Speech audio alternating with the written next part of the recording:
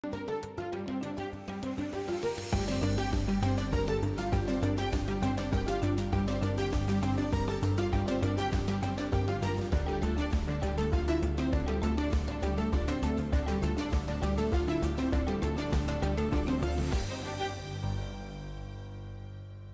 tal? ¿Cómo le va? Como siempre, nos da mucho gusto a Enrique Lascano, un servidor Miguel Bárcena, que nos acompañe en una emisión más de Hidalgo Hoy, como todos los martes a esta hora, para hablar pues de diversos temas que tienen que ver con el Estado y por supuesto con el país. Querido Enrique, muy buenas tardes. Hola Miguel, me da mucho gusto saludarte amigos de Hidalgo Hoy, gracias que nos acompañan en una emisión más de esta serie. Pues sí, efectivamente dice bien Miguel Bárcena los asuntos importantes de México, del Estado.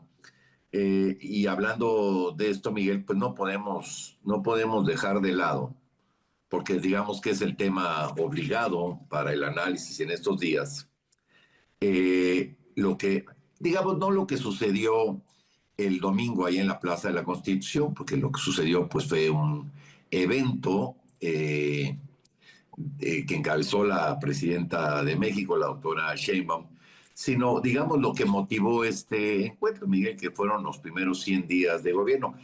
El 100, digamos que para efectos siempre tiene que ver con una tarea, con alcanzar determinado, ¿no? Alcanzas el 100, la calificación de 100, en fin, y ha servido pues como, digamos, una suerte como de pretexto para el análisis de determinada circunstancia, ¿no? Y acá, bueno, pues es como una tradición política en el país revisar o hacer un recuento de los primeros 100 días de administración, ya sea a nivel municipal, estatal o federal, como es el caso. Y fue un evento interesante, hay que decirlo, muy concurrido, ¿no? Eh, el partido Morena mostró músculo ahí en la plaza de la Constitución, arroparon bien a la presidenta de México y el discurso que no informe, digamos el mensaje, fue un mensaje interesante, Miguel, que tocó muchas aristas. Sí, como dices, bueno, pues hay una continuidad en cuanto a informar, ¿no? En este ejercicio que se hace cotidianamente a través de las mañaneras y que los 100 días o que alguna fecha en especial, el día de la elección, el día de la toma de posesión, obviamente, pues sirven para hacer una especie de informe o de reporte, que eso no existía en los tiempos del PRI, ¿no? Porque pues el PRI, que omnipresente, que gobernaba y dominaba todo, pues simplemente No necesitaban, ¿no? se Pues esperaban hasta el día del sí. informe presidencial, que era el día del presidente, y que entonces, pues, todo estaba enfocado, ni siquiera tanto en los logros, sino en la figura presidencial, ¿no? Después, cuando gana el PAN, desaparecen los días del presidente, ¿no? Que habían llegado a su apoteosis en la época de López Portillo. A ti te tocó Sí, vivir esas épocas en el Congreso. sí, sí. Y ya con el PAN en el poder, pues estas celebraciones cambiaron. Y si mal no recuerdo, fueron los mismos gobernantes de oposición de distintos partidos los que se empezaron a poner una especie de meta primaria que eran los 100 días, ¿no? ¿Para qué? Para que los ciudadanos, los medios, la gente en general, viéramos cuál era la ruta que estaba tomando esa administración y sobre todo hacer un balance de lo que habían logrado en esos primeros 100 días. ¿Por qué? Porque en esos 3 meses y 10 días, pues ya se puede ver con cierta claridad cuál es el rumbo, cuál es la ruta y sobre todo cuáles son las prioridades que enfrenta el gobierno en cuestión con base a los retos más importantes. Y bueno, ya con la administración anterior de López Obrador, bueno, pues ya los 100 días adquirió el evento o el carácter festivo que vimos ayer y que se fue haciendo periódicamente y ya se volvió, hay que decirlo así, parte de los usos y costumbres de las nuevas administraciones de Morena, del Verde o del PT, porque esto lo hemos visto en otras entidades federativas, en donde también los gobernantes aprovechan estos 100 días para informarle a sus gobernados qué es lo que han hecho y sobre todo qué es lo que viene, ¿no? Entonces, esto nada más para contextualizar un poquito el hecho, ¿no? Aunque igual que los 100 compromisos, por ejemplo, ¿no? Los 100 compromisos de gobierno, por eso decía yo que el 100 pues tiene, digamos, unas características especiales. Creo que irá de la mano esto con la propia forma de hacer gobierno de la presidenta Sheinbaum. Es decir, en la anterior administración a veces hasta había 3 informes en un año, Miguel, ¿no? Informes no, es decir, no oficiales, porque si mal no recuerdo es el artículo 86, si mal no recuerdo, el que obliga al Ejecutivo Federal a informar al Congreso del estado que guarda la administración pública en el año de ejercicio. Sí, en el último año de ejercicio. Lo que en Estados Unidos se conoce como el día del el estado que guarda la nación. Exactamente, sí. Bueno, que es, digamos, lo mismo. El presidente allá va al Congreso, el presidente aquí iba al Congreso, hasta la administración de Vicente Fox, donde pues prácticamente le cerraban las puertas al Ejecutivo. Y entonces, porque hay que decir también, Miguel, que la norma constitucional no obligaba al presidente a rendir un informe verbal. Solo entregar. Verbal. Solo entregar el documento. Sí, y fue modificándose. Efectivamente, tú hablabas de tiempos, a mí me tocó pues, transmitirlos, donde llegaba el presidente de la República, se nombraba a un legislador que daba respuesta, que era del mismo partido, generalmente no, daba respuesta al presidente, ¿no? ¿Quién va a contestar el informe? Se decía, se preguntaba, ¿no? Entonces, luego después de esto, con el proceso de apertura y de pluralidad en la Cámara y en el país, luego resulta que se acordó, el acuerdo de práctica parlamentaria era que habría el posicionamiento de los partidos, ¿te acuerdas, no? Entonces, sí, cada líder de partido, bueno, líder o un representante del partido hacía o una apología o una crítica, ¿no? Crítica, sí, exactamente, ¿no? Entonces, de acuerdo al lugar donde estuviera.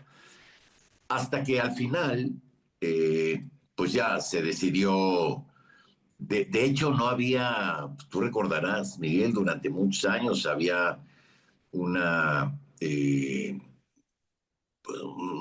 respeto absoluto a la palabra del presidente, hasta aquellos años de Miguel de la Madrid, cuando Porfirio Muñoz Ledo se para, ¿no? Luego recibe por ahí empujones de Jicotenca Leiva Mortera, ¿te acuerdas? Y en fue fin, gobernador de Baja California. Y ahí termina, digamos, una época de lo que era el día del presidente, porque todavía, saliendo de ahí, el presidente regresaba en carro abierto a Palacio Nacional, en medio de una lluvia de papeles de colores, te acordarás. Y como si fuera una especie de emperador moderno, ¿no? Sí, que ahora no lo podría uno entender, Miguel, ¿no? Y adelante iban cadetes a caballo, un desfile triunfal de un emperador, ¿no? Que ahora no lo podríamos entender ahora, y yo creo que las nuevas generaciones dirían, ¿cuándo pasó esto? Pero así era, y llegaba a Palacio Nacional, entraba por la puerta principal y luego subía a lo que se conocía como la salutación. O en términos más comunes, el famoso besamanos, ¿no? Sí, que había una fila enorme, larguísima, de gobernadores, embajadores, los propios legisladores, los invitados especiales, ¿no? Y muy atentos los periodistas a ver las formas en que el presidente saludaba, porque pues como dicen en la vida política nacional, la forma es fondo, y entonces si el presidente te saludaba de manera muy seria, pues no, políticamente tenías poco peso. Si el Sí, presidente permitía todo intercambiar el incluso... lenguaje no verbal, ¿no? Si el presidente Exactamente, ¿no? sonreía, Exacto. si lo saludaba y además lo sostenía del brazo o del hombro, o si Sí, los sí, sí. abrazaba, No, ya este, era... si pasaba más tiempo con uno que con otro. O sea, todo eso era parte de la nomenclatura política de esa Claro, época. y te daba un peso específico en la vida política nacional, ¿no? Era, mira, claro, ahora no lo entenderíamos, ¿no? Porque la verdad es que formaban parte de un México que ya no es, pero qué interesante estas reglas no escritas que tuvo el sistema político nacional, Miguel. Sí, aunque fíjate, ahorita me recordaste cuando la doctora Sheinbaum rinde, llega al Teatro Metropolitano después de recibir su constancia de mayoría allá en el INE, y entonces llega al teatro y ahí en primera fila, pues igual varios políticos de Morena, del PT y del Verde, y pues por una omisión o por lo que tú quieras, Ya sé a se dónde vas, brinca, se brinca a Noroña. a Noroña, ¿no? ¿No? Y que fue exactamente leído e interpretado como tú lo mencionas. Alguna vez me tocó estar transmitiendo en cadena nacional el aniversario de la Constitución en el Teatro de la República en Querétaro, Sí, que yo lo hice y muchos años. este, llega Ernesto Zedillo, que era su último año, si mal no recuerdo, y se brinca a Mario Villanueva Madrid, que era el gobernador de Quintana Roo, que precisamente después de ese evento ya no se le volvió a ver porque regresó a México y desapareció, Sí, sí, sí. porque él ya sabía que todo el Había peso una del Estado orden de iba sobre él. aprehensión ya. Pero también se brincó al abogado a Cuello Trejo, que era procurador federal del consumidor. Había sido Tu subprocurador procurador, general de la República, que era un tipo duro, ahora es un abogado el con fiscal de un hierro le llamaban, fiscal, ¿te acuerdas? sí, pero luego le decían el fiscal de hierro porque iba de hierro en hierro. Si quieres, vamos a hacer una pausa y enseguida continuamos.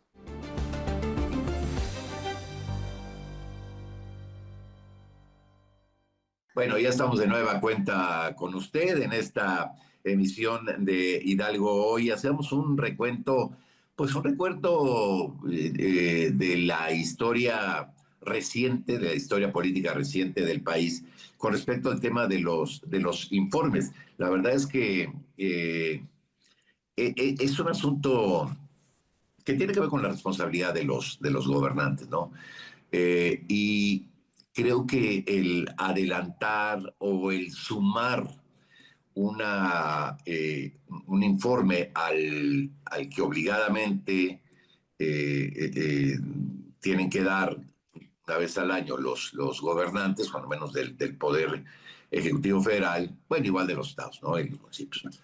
Eh, pues habla de que hay cosas que decir. Y eso a mí me parece interesante, Miguel, porque si bien es cierto, hay temas pendientes de resolver importantes en esta administración, malo sería o sería realmente extraordinario que en 100 días se hubieran resuelto muchos temas pendientes, ¿no? Son temas muy grandes. Me parece que la doctora Sheinbaum decida dar un informe a los 100 días, habla de que se han hecho cosas, Miguel. Sí, porque si no, no tendrías nada que comunicar, ¿no? En las mañaneras, que es este órgano de difusión de los gobiernos actual y anterior, pues dan todos los días cuenta de los temas que van abordando, incluyendo que las mañaneras están divididas precisamente por temas. Pero yo aquí lo veo más como un ejercicio precisamente de comunicación, de mantener este discurso y esta retórica que para el régimen actual y anterior han sido muy eficientes. Y mientras que las mañaneras pues son desde el punto de vista hechas para los medios, para las redes y para los medios que después replicamos lo que dice la presidenta, en este caso es un ejercicio más popular, o sea, está dedicado más hacia la gente que va, en este caso a la plancha del Zócalo, para escuchar de viva voz lo que la presidenta tiene que decir, porque hay que reconocer que muchos, por sus horarios de trabajo, por sus intereses, pues no están pendientes del ejercicio matutino o no están muy pendientes de lo que digan los medios o lo que se divulgue en las redes. Entonces, como tú mencionabas, la forma es fondo y aquí, más de lo que se ha hecho, que ya se ha dicho, es la forma en que se comunica y a quién se comunica. Pero en ese contexto es importante porque hay que repetir con insistencia las cosas que se hacen bien y que funcionan.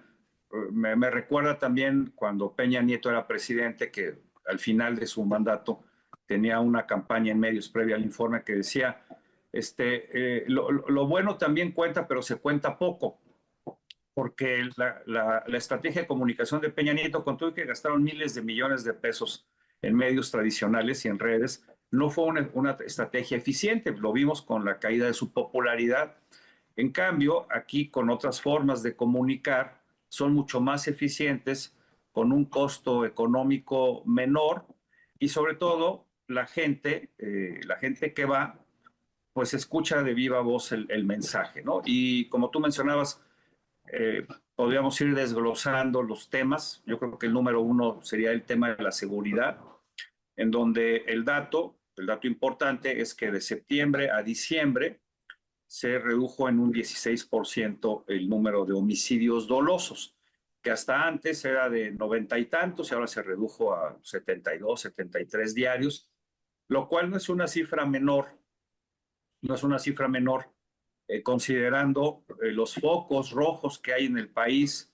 Lo hemos estado viendo en Chiapas, lo hemos visto en Guerrero, en Colima, por supuesto en Sinaloa, en Michoacán, en Zacatecas y en otras entidades donde el crimen organizado en Tabasco, por supuesto, que no estaba antes en el mapa de la delincuencia como ahora y que se ha salido de control.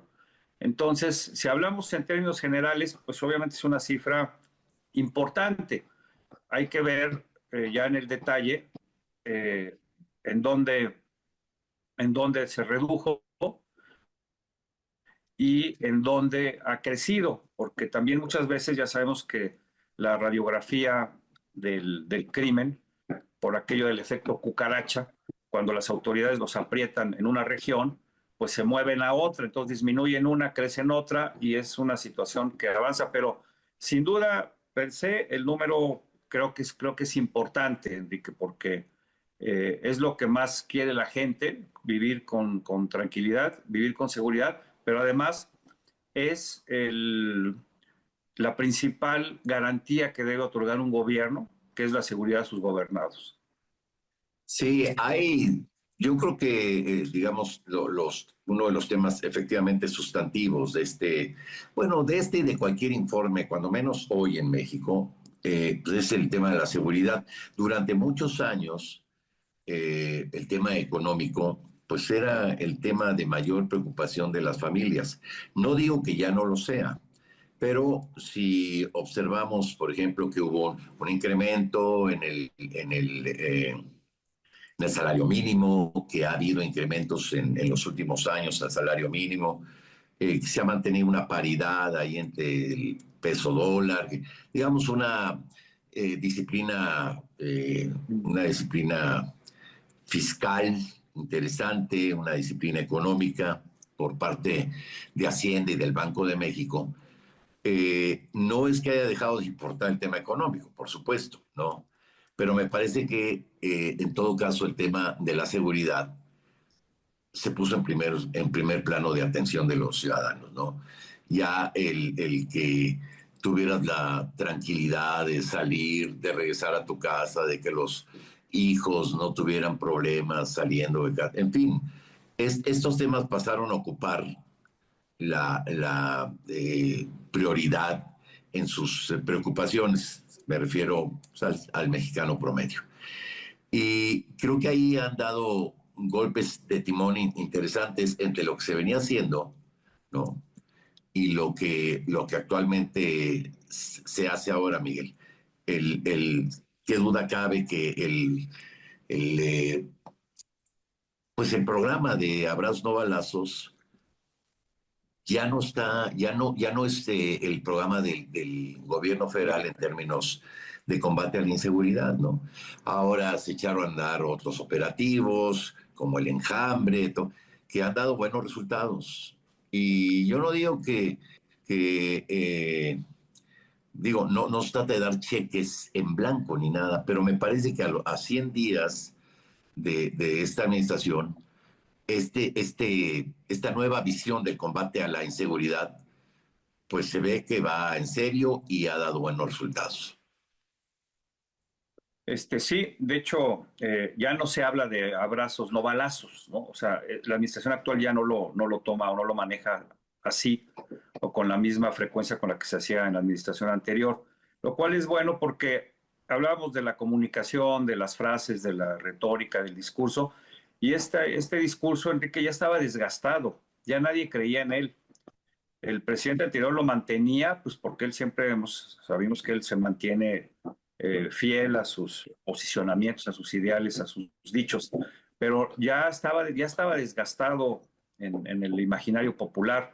Entonces, había que dejarlo a un lado, independientemente de que se cambiara o no la estrategia, había que hacerlo a un lado y creo que ya lo hicieron. El otro era refrescar la estrategia y sobre todo cuando tienes un personaje como García Harfus, que llega con una credibilidad ganada durante muchos años, un policía de carrera, con experiencia, con conocimiento, muy entrón, porque pues, cualquiera después del atentado que sufrió se hubiera cambiado de chaqueta, ¿no? O se hubiera dedicado a otra cosa, y no, él siguió primero en la Ciudad de México y ahora a nivel federal. Y además hay una mayor coordinación con las Fuerzas Armadas del país, con la Marina, con el Ejército, la Guardia Nacional y sobre todo con la de los estados, porque antes parecía como una especie de divorcio en algunos casos, en donde los gobernadores locales decían, ah, no, ese es un delito federal, le toca a la federación, yo no me meto, ¿no? Y continuaban con esa estrategia en donde los gobiernos de los estados pues dejaban que la federación pues era la que investigara, integrara las averiguaciones o las carpetas y después llevar a cabo algunas acciones, lo cual pues también hacía pensar, todavía se piensa que algunos gobernantes, hombres o mujeres, pudieran tener una relación y un trato mucho más cercano con grupos delincuenciales, es decir, o que los estuvieran protegiendo o simplemente que los dejaran trabajar.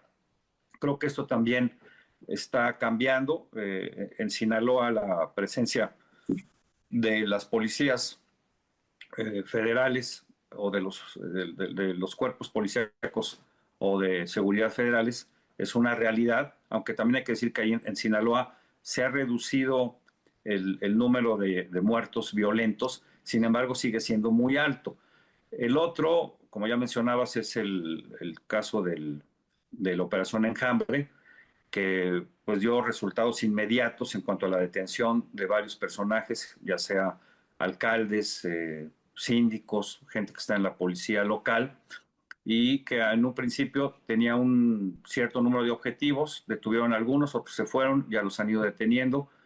Ahora falta ver si realmente les pueden comprobar estas responsabilidades que les han fincado y esto termina con sentencias condenatorias. Pero este operativo Enjambre, que se llevó en el Estado de México, se lleva a cabo porque no ha terminado. Entiendo, por lo que me dicen mis fuentes, que varios gobernadores están interesados en que también se haga un operativo Enjambre en sus entidades.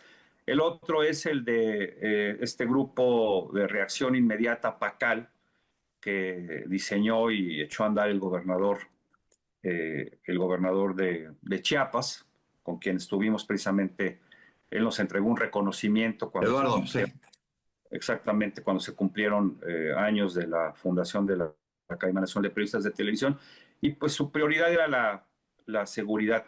Ahora, aquí habría que decir, y tenemos que decirlo, que no hace sentido que mientras el nuevo gobernador en Chiapas tiene una fuerza de reacción, atacan a las células de estos grupos delincuenciales que son parte del cártel Jalisco Nueva Generación o del el cártel de Sinaloa, se premia al exgobernador mandándolo de cónsul a Miami. Digo, ahí sí me brinca porque si este señor dejó tan mal el Estado en términos económicos, en términos sociales, en términos de violencia, pues no deberían de premiarlo.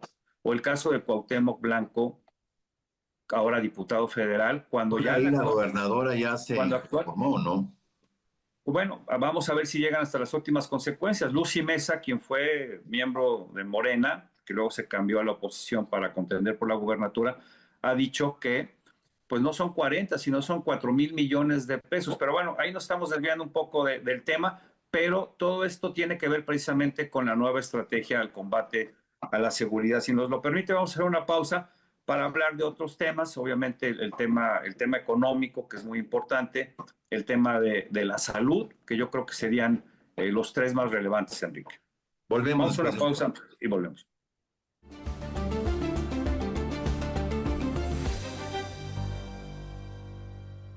Bueno, ya estamos de nueva cuenta en esta tercera parte de Hidalgo Hoy.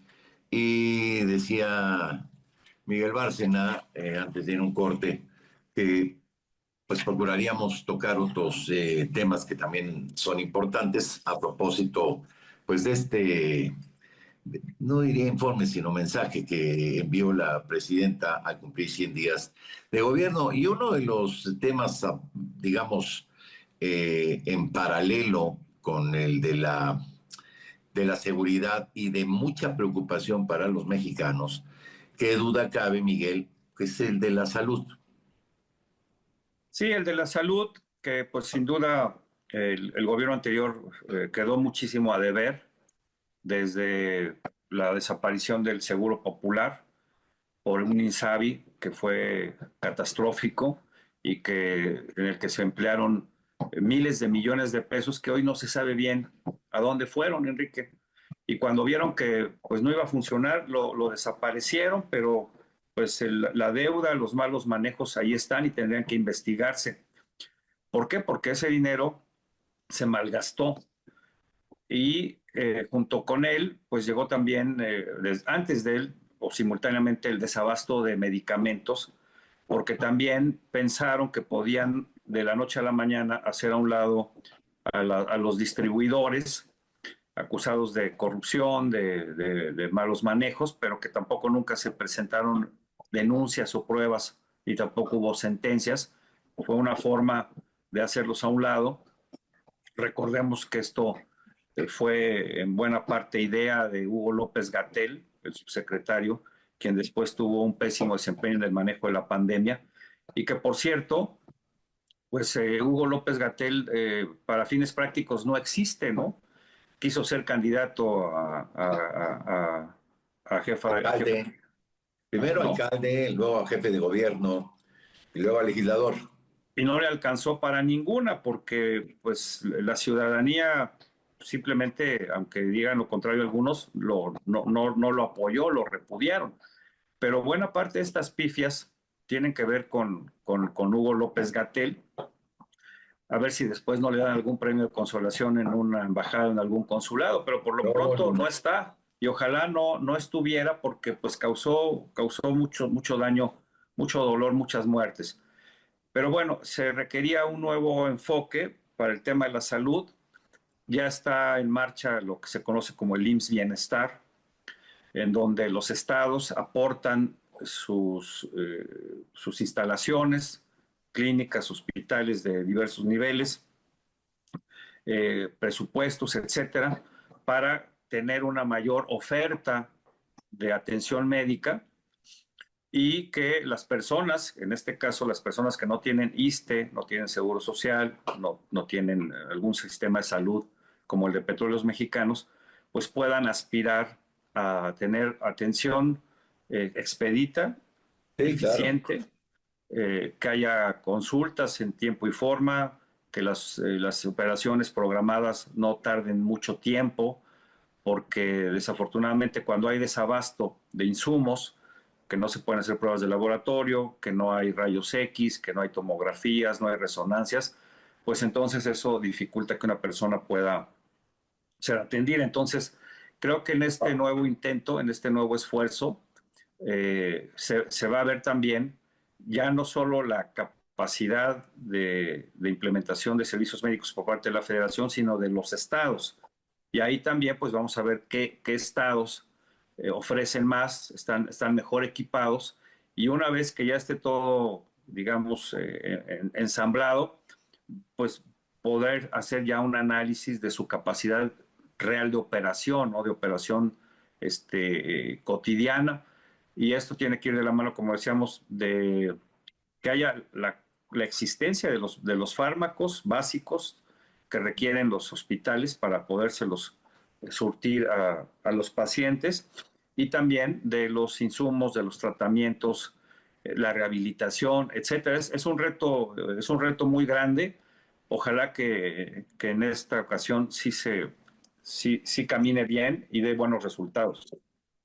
Sí, la verdad es que dices bien, pero hay que recordar una cosa, Miguel, de la mano de todo esto tiene que ir una inyección económica muy buena, muy grande, bien vigilada, bien dirigida, porque, digo, no, la infraestructura en salud es muy cara, Miguel, es realmente costosa y se requiere, independientemente de voluntad política, eh, una, una muy fuerte inyección económica. Sí, tanto de la federación como de los estados, ¿no? También, bueno, obviamente los estados gobernados por Morena, por el Verde, ya sea San Luis Potosí, eh, el PT simplemente no gobierna ninguna entidad, pero bueno, todos estos estados cerraron filas con este nuevo mecanismo. Habrá que ver también qué hacen las otras entidades que no son gobernadas por Morena o por los aliados. Y yo creo que eso va a servir también para evaluar qué sistemas de salud funcionan mejor, si los federados o los descentralizados, Sí, claro. ¿no? Y lo que sí también ahorita, retomando el mensaje de la doctora Sheinbaum, hay que decir que en en este mensaje del domingo estuvieron presentes también gobernadores de otros Sí, partidos. sí, sí, sí, sí. Estuvo el Finalmente gobernador es de la presidenta de Coahuila. México, ¿no? Pues, digo, Exactamente, estuvo el gobernador de Coahuila, estuvo el gobernador de Jalisco, Lemos, que acaba de tomar pues, no. posesión, estuvo la gobernadora de alguna otra entidad, y yo creo que eso es bueno porque pues finalmente nos habla de participación, de integración, porque más allá de filias y fobias, ¿no? Este es un país, y ese país de todos.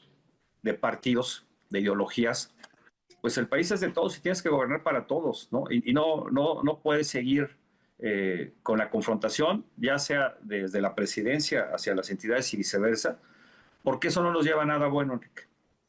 Tenemos que trabajar de manera conjunta. Obviamente siempre habrá diferencias y formas distintas de pensar o de hacer las cosas, pero pues tú lo has dicho en otras ocasiones, finalmente el arte de la política es encontrar acuerdos, encontrar coincidencias, trabajar con base a ello. Entonces creo que también dentro de este análisis no verbal de lo que se vio el domingo, pues creo que fue un buen mensaje el que varios gobernadores o gobernadoras de oposición estuvieran presentes. Entonces vamos a esperar, ahí sí tampoco, y esto es importante que la gente lo sepa, los resultados que se den en cuanto al tema de la impartición de salud, pues no son rápidos, o sea, no son de la noche a la mañana.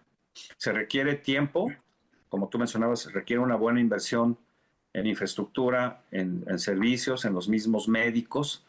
Y también aquí vamos a ver qué pasa, ya que estamos hablando de estos temas, qué va a pasar con los convenios con los médicos cubanos, porque se sabe que tiene un costo importante, no solo lo que se le da al gobierno cubano, sino por los servicios que se les dan de transporte, alimentación, hospedaje, que los médicos mexicanos no reciben. Claro, se justifica esto diciendo que ellos están en zonas a las que muchos médicos mexicanos por el tema de la inseguridad no quieren estar, o por la lejanía, pero hasta hoy yo no conozco, no he visto reportes de cuáles han sido los resultados positivos, ¿no? De la presencia de estos médicos. Entonces habrá que evaluar si realmente tienen un impacto positivo en la salud, y si no, pues entonces ver que esos recursos se utilicen de una mejor manera precisamente para mejorar el apoyo a la salud de los mexicanos, Enrique. Sí, bueno, pues ese es con respecto, digamos, digamos, grosso modo, el tema de la salud. Y el otro tema, digo, ya habiendo tocado el de la seguridad, bueno, primero los usos y costumbres, ¿no? Empezamos con este análisis de los distintos mandatarios, de cómo han informado, digamos, históricamente de sus actividades. Luego hablamos del tema de la seguridad, ahora el tema de la salud. Y el otro es el tema económico, Miguel. El otro es el tema económico, y de la relación de México con Estados Unidos, que fueron, digamos, los temas principales que tocó la doctora Sheinbaum, ¿no? Y en este último, pues el presidente Biden está a 7 días de terminar su mandato, un mandato que por lo demás a mí me ha parecido, pero para los norteamericanos, un buen presidente. Me parece que es un hombre moral, un hombre que trató de resolver las cosas, incluso en los conflictos, pues privilegiando el diálogo, pero finalmente es el presidente de una potencia y de una potencia militar y hegemónica. Entonces, bueno, también tiene que obedecer a su circunstancia, ¿no? Entonces, a lo mejor a muchos mexicanos no nos gustará ni ni Clinton, ni Obama, ni Kennedy, ni ningún presidente de los Estados Unidos. Pero siendo objetivos, pues uno podría decir que fue un buen presidente, ¿no? Como ahora que murió el presidente Carter, pues puede uno decir, pues fue buen hombre, un hombre bien intencionado, con las circunstancias que rodean a los presidentes de Estados Unidos, que están sujetos a enormes presiones de grupos económicos, Miguel. Esa es una Sí, realidad también. exactamente. Sí, no hay que, haciendo, ya que estamos en este paréntesis de Biden, pues hay que ver cómo le dejó la economía a Trump. Trump le dejó se acabó Trump, el superávit y todo lo que había dejado Obama, y con Trump gastó, y esa es la palabra, no invirtió, gastó mucho dinero porque también él tuvo un muy mal manejo de la pandemia, del COVID. Y como Sí, no lo controlaron a tiempo para que no se les cayera la economía, pues tuvieron que dar un montón de ayudas, ¿no? A la gente le daban $1,000, $2,000 mensuales para que pudieran seguir comprando y no se colapsara la productiva y la comercialización. Y gracias a eso también México se vio beneficiado porque los mexicanos que estaban allá seguían recibiendo dinero y seguían enviando dinero a México pese a que no había empleo. Entonces, el tema económico es importante. Yo creo que Biden lo hizo bien, aunque muchos no lo quieran reconocer o no lo reconocieron a la hora de la votación. Pesó más el tema de la estridencia y del Make America Great Again y los atentados fallidos y toda esta aura que rodea a Donald Trump. Pero pues nuevamente lo traemos a colación porque el tema económico del cual vamos a hablar en nuestro siguiente bloque, pues está intrínsecamente ligado, ya diríamos yo, encadenado, ¿no? A la economía de los Estados Unidos, y de esto vamos a hablar en unos instantes. regresamos.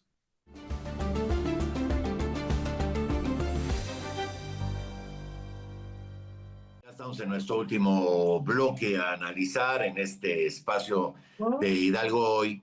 Y bueno, hablaba Miguel Bárcena del peso que tiene la economía en los Estados Unidos. Yo creo que, claro, digamos, con este ingrediente de que la economía de los Estados Unidos es la economía más importante del mundo, ¿sí? Fíjate, Miguel, ahora veía yo, nada más para que ubiquemos bien la, la, la fortaleza económica de Estados Unidos, ¿no? Porque de pronto, pues, perdemos la dimensión. La economía de Estados Unidos es más o menos 13 veces la economía de México. Y le voy a dar un dato. Yo no sé si tú tengas por ahí la cantidad, Miguel, pero yo supongo que será que quizá 200,000 millones de dólares lo que tenga México en reservas, porque fíjate tú, el costo, el costo de los incendios en Los Ángeles es de 250,000 millones de dólares. en hasta este ahora, escenario, hasta este momento. hasta ahora. Bueno, que eso yo creo que es una cifra superior a lo que tenemos en reservas, supongo. No sé cuánto andemos en reservas probadas en Sí, el país. arriba de 200. Bueno, pero tú date cuenta la dimensión de las economías que en un incendio, por más grande, Miguel, pues se equipara a las reservas históricas de la 12ª economía del mundo. Sí, que de hecho ya creo que tiene un ranking mejor la economía de California con respecto a otros países. Creo que ya está dentro No, la economía de del top California, 10.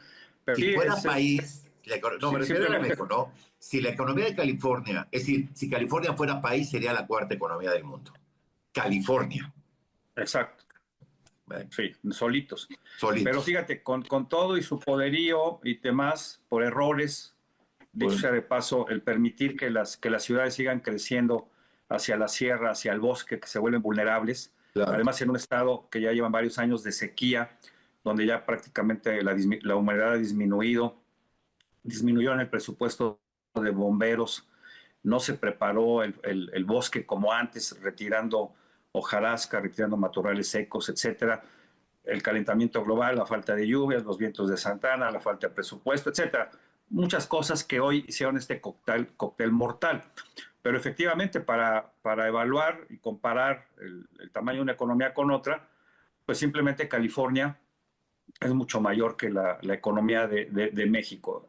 México, ya sabemos que Estados Unidos es el que más nos compra. México es el principal socio comercial de Estados Unidos. Pero de todo del total que compra Estados Unidos hacia el extranjero, las ventas de México representan el 15%, Enrique.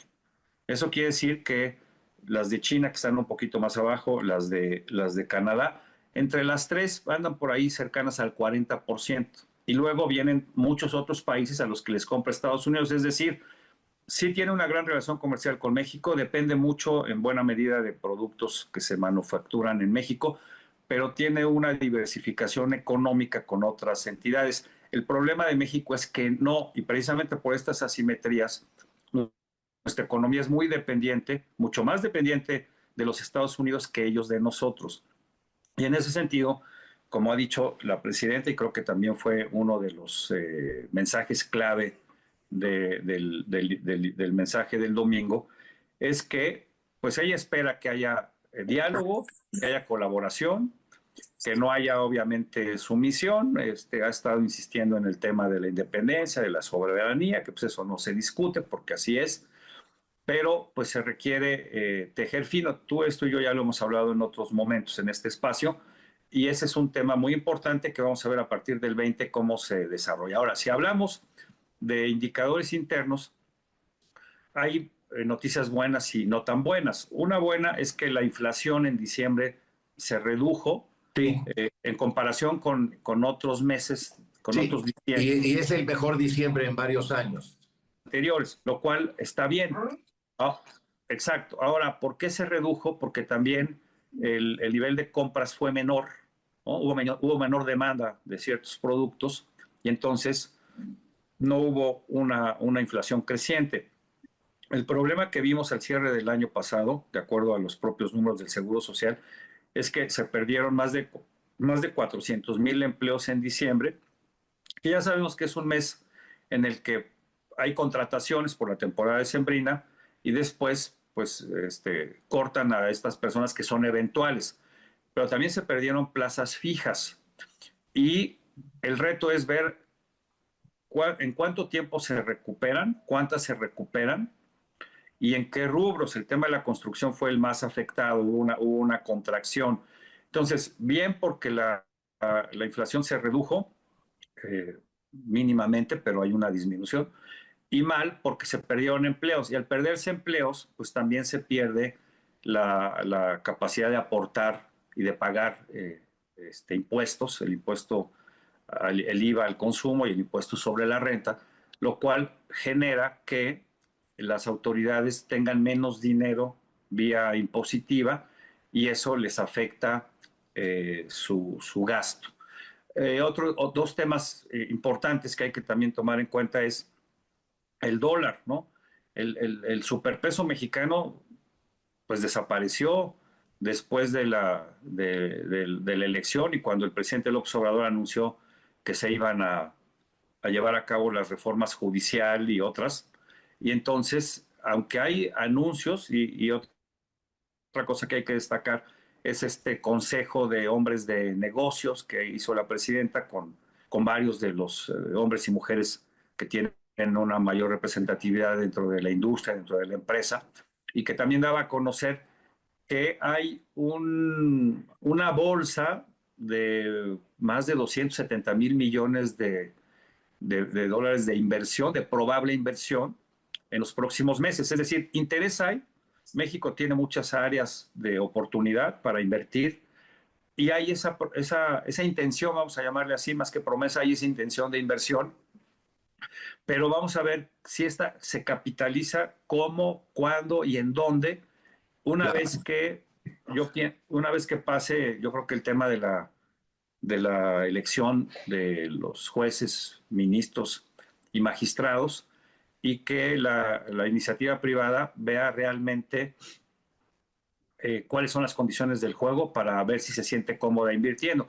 Hay otras áreas, por ejemplo, en las que el gobierno los ha invitado directamente a que inviertan, por ejemplo, en el tema de los trenes, el desarrollo de trenes de pasajeros, algunas otras obras de infraestructura que va a hacer el gobierno. Una cosa que a mí me parece muy importante es que a diferencia de la administración anterior, este gobierno se habla de innovación y de inversión científica y tecnológica y Sí. de todos los atractivos y todos los beneficios que tiene nuestro país para desarrollar ciencia y tecnología propia. Ya no se Ya, habla de la ciencia neoliberal, ¿no? pues sí, mira, ya Pues la ciencia es ciencia, ¿no? más allá de la cuestión ideológica que muchas veces se convierte en un lastre, y lo vimos el sexenio pasado, es importante que se invierta en innovación científica, tecnológica, y esto pasa también por apoyar los presupuestos de las universidades, que es en donde en buena medida se van sembrando y se van cosechando a científicos mexicanos. Y ahí, Enrique, es muy importante ver de qué manera a estos estudiantes, hombres y mujeres que son destacados, se les puede mantener en nuestro país, porque pues ya sabemos que muchos primero se van al extranjero a hacer maestrías, doctorados, postdoctorados, y en muchas ocasiones cuando regresan no encuentran en dónde desarrollarse o no hay presupuestos o los sueldos que les pagan son muy bajos y como son talentos y como tú lo decías, en la ciencia y la tecnología, además de que no debería de caber la ideología, tampoco cabe la nacionalidad. Y las grandes potencias, las grandes empresas, las grandes compañías, pues reclutan talento y no les importa si son chinos, hindús, nepalíes, mexicanos, africanos, europeos, etcétera, ¿no? Pues ellos van por el talento, lo reclutan y lo mantienen.